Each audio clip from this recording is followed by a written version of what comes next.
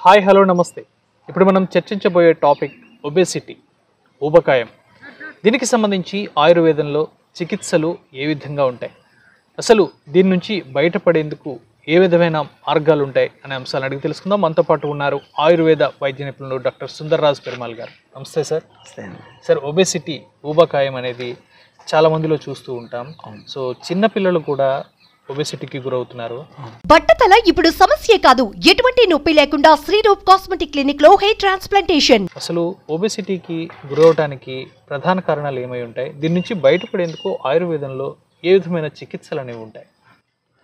So obesity అనేది ముఖ్యంగా life style disorder అండి.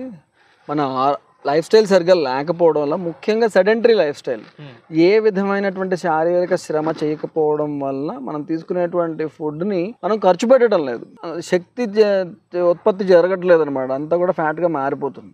దానివల్ల ఊబకాయం అనేది వస్తుంది. ఇది ఒక రీజను. ఇంకా చాలా రీజన్స్ ఉన్నాయి. హార్మోనల్ ఇంబ్యాలెన్స్ వల్ల ఒబేసిటీ రావచ్చు. ఫర్ ఎగ్జాంపుల్, చాలామంది అమ్మాయిల్లో బాడీ లోపల హార్మోనల్ ఇంబ్యాలెన్స్ వచ్చి ఓవేరియన్ సిస్ట్లు వస్తాయి. అవి వచ్చినప్పుడు కూడా తిన్న ఫుడ్ అంతా కూడా ఫ్యాట్గా మారిపోయి దానివల్ల కూడా ఒబేసిటీ రావచ్చు. ఇంకా అదర్ రీజన్స్ వల్ల, డయాబెటీస్ వల్ల, ఇంకా అదర్ రీజన్స్ వల్ల కూడా ఒబేసిటీ రావచ్చు. బట్ బేసిక్గా ఫిజికల్ యాక్టివిటీ తగ్గిపోవడం వల్ల వచ్చేటువంటి సమస్య ఒబేసిటీ. సో దీనికి సొల్యూషన్ కూడా ఫిజికల్ యాక్టివిటీని పెంచుకోవడమే. సో యాక్టివ్గా ఉండడం. సపోజ్ పొద్దు నుంచి సాయంత్రం దాకా కంప్యూటర్ ముందు కూర్చుని పని చేసే సాఫ్ట్వేర్ జాబ్ అయినా కూడా ఏదో ఒక విధంగా అరగంటకు ఒకసారి లేవడము, నడవడము, అండ్ ఉదయాన్నే జాగింగ్ చేయడం కానీ, సూర్య నమస్కారాలు వేయడం కానీ, రన్నింగ్ వెళ్ళడం కానీ, స్విమ్మింగ్ చేయడం కానీ, షటిల్ ఆడడం కానీ, some kind of physical activity చేయడం అనేది చాలా అవసరం. సో ఫిజికల్ యాక్టివిటీ చేయకపోవడం వల్ల వచ్చేటువంటి జబ్బులు చాలా ఉన్నాయని, అండ్ మనుషుల్ని చంపుతున్నటువంటి రకరకాల జబ్బుల్లో 4th పొజిషన్లో ఫిజికల్ ఇన్యాక్టివిటీ ఉన్నదట. శారీరక శ్రమ చేయకపోవడం అనే దాని వల్ల మనుషులు చనిపోతున్నారు. అది 4th పొజిషన్లో ఉన్నది. సో అందువల్ల వరల్డ్ హెల్త్ ఆర్గనైజేషన్ వాళ్ళు ప్రతి ఒక్కరూ రోజుకి మినిమం 40 నిమిషాలైనా సరే శారీరక శ్రమ చెయ్యాలి అని స్ట్రాంగ్గా రికమెండ్ చేస్తున్నారు. సో ఇది ఒక ఈజియెస్ట్ వే. అయితే ఆల్రెడీ కొంత ఊబకాయం వచ్చేసింది.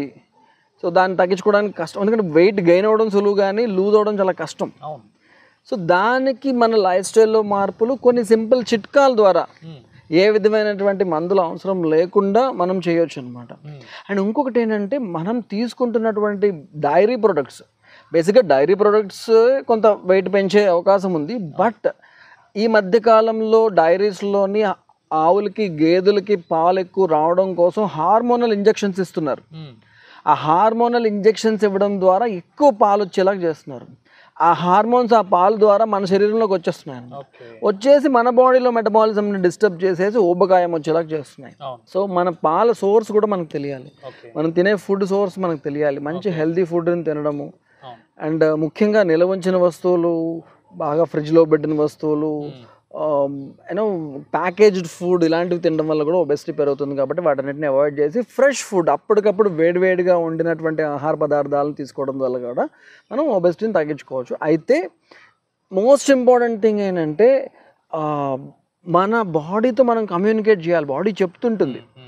ఇప్పుడు కొంతమంది చబ్బీగా ఉంటారు, అంటే వాళ్ళు న్యాచురల్గా వాళ్ళు చబ్బీగా ఉంటారు. అండ్ ఆ చబ్బీగా ఉండడం వలన వాళ్ళకు వచ్చే సమస్య ఏమి లేదు. వాళ్ళు యాక్టివ్గా ఉన్నారు, అంత పనులు చేసుకోగలరు, చాలా ఫిజికల్గా యూనో మోస్ట్ యాక్టివ్గా ఉన్నారు. వాళ్ళకి అసలు ఏ ప్రాబ్లం లేదు. వాళ్ళ నేచరే చబ్బీ అనమాట. కొంతమంది బాగా బక్కగా ఉంటారు, వాళ్ళ నేచరే అది. సో వాళ్ళేం వరి కావాల్సిన అవసరం లేదు. వీళ్ళు బాగా బక్కగా ఉన్నవాళ్ళు చాలా వెయిట్ పెరగగలను, లేదా బాగా చబ్బీగా ఉన్నవాళ్ళు బాగా సన్నంగా అయిపోవాలనో, ఓవర్గా కష్టపడి శరీరాన్ని ఇబ్బంది పెట్టాల్సిన అవసరం లేదు. వాళ్ళకి ఆ చబ్బీనెస్ వల్ల కానీ, లేకపోతే బాగా బక్కగా ఉండడం వల్ల కానీ ఏ విధమైన ఇబ్బంది లేకుండా యాక్టివ్గా వాళ్ళ పనులు వాళ్ళు చేసుకోగలిగితే చాలు. ఓకే సార్, ఇక్కడ ఇంకో విషయం చర్చించాలి మనం. అంటే బేసిక్గా ఓవర్ వెయిట్ అనేది చాలా జబ్బులకి కారణం. అవును. సో అందులోని ఒబేసిటీ. అవును. సో దీనివల్ల అంటే లాంగ్ రన్లో అలా ఒబేసిటీతో ఉంటే ఇటువంటి కాంప్లికేషన్స్ అనేవి ఉంటాయంటారు? ముఖ్యంగా ఈ ఫ్యాట్ ఎక్కువైపోయింది అనుకోండి, ఈ బ్లడ్ వెజల్స్ లోపల ఆ ఫ్యాట్ అంతా కూడా చేరిపోయి అథెరోస్క్లెరోసిస్ లాగా ఫామ్ అయిపోయి రక్తనాళాల్లోంచి రక్తం వెళ్ళడానికి కష్టమైపోతుంది. అప్పుడు హార్ట్ పంప్ చేయలేకపోతుంది, అప్పుడు హార్ట్ అటాక్ వచ్చేస్తుంది. ముఖ్యంగా హార్ట్ మజిల్స్కి రక్తం తీసుకెళ్లేటువంటి రక్తనాళాల్లో ఈ ఫ్యాట్ చేరుకుంది అనుకోండి, ఇంకా హార్ట్కే రక్తం అందకపోతే అప్పుడు హార్ట్ అటాక్ వస్తుంది అనమాట. లేదా బ్రెయిన్ స్ట్రోక్ రావచ్చు, పెరాలసిస్ రావచ్చు. అండ్ ఈ ఫ్యాట్ ఎక్కువగా ఉండడం వల్ల వైటల్ ఆర్గాన్స్ ఏవైతే శరీరంలో ఉన్నాయో అవి పనిచేయడం మానేయచ్చు. కిడ్నీ కావచ్చు, లివర్ కావచ్చు, కళ్ళకి ఇబ్బంది రావచ్చు. అలా రకరకాల వైటల్ ఆర్గాన్స్ వల్ల ఎఫెక్ట్ అవ్వడం వల్ల రకరకాల సమస్యలు. ఇవి ఏవి కూడా అంత ఈజీగా తగ్గించుకోగలిగే సమస్యలు కాదు, ప్రాణాంతకమైన జబ్బులు అనమాట. క్యాన్సర్ లాంటి జబ్బుల వరకు రావచ్చు కేవలం ఒబెసిటీ వల్ల. సో అందువల్ల ఒబెసిటీని లైట్గా తీసుకోకూడదు. సో సీరియస్గా మనము ఎంత కష్టపడుతున్నా వెయిట్ తగ్గలేకపోతున్నాము అండ్ అబ్నార్మల్గా పెరిగిపోతున్నాం. ఇంతకుముందు మీరు సన్నగా ఉన్నారు, సడన్గా వెయిట్ పెరిగిపోతున్నారు. అలాంటి దానిలో చాలా జాగ్రత్తగా ఉండాలి. మీరు చిన్నప్పటి నుంచి చబ్బీగానే ఉన్నారు అనుకోండి, దట్స్ ఓకే, అదేం పెద్ద ప్రాబ్లం ఏం కాదు, దానివల్ల మీకు ఏ ఇబ్బంది లేదు, దట్స్ ఓకే. బట్ సడన్గా మీరు వెయిట్లో గెయిన్ అయిపోతున్నారు, అప్పుడు మనం జాగ్రత్తలు తీసుకోవాలి. సో ఈ ఒబెసిటీ ఉన్న వాళ్ళు చాలా రకాల ప్రయత్నాలు చేస్తూ ఉంటారు వెయిట్ లాస్ అవటానికి, చాలా రకాల ప్రయత్నాలు, కానీ రిజల్ట్ అనేది ఉండదు.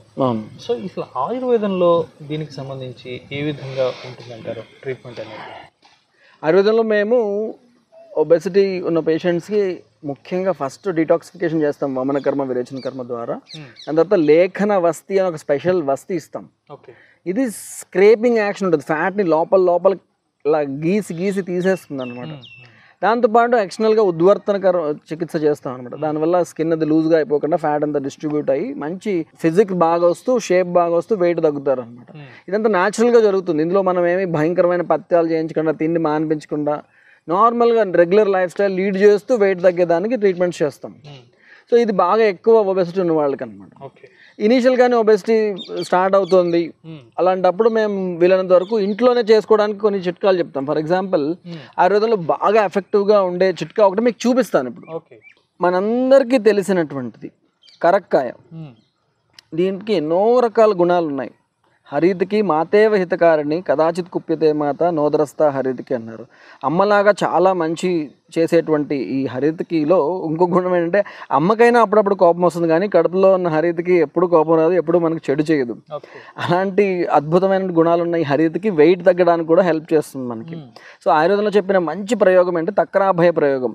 ఈ కరక్కాయని పౌడర్ చేసుకుంటాం. ఈ కరక్కాయని పౌడర్ చేసుకుని మజ్జిగలో నానబెడతాం అన్నమాట.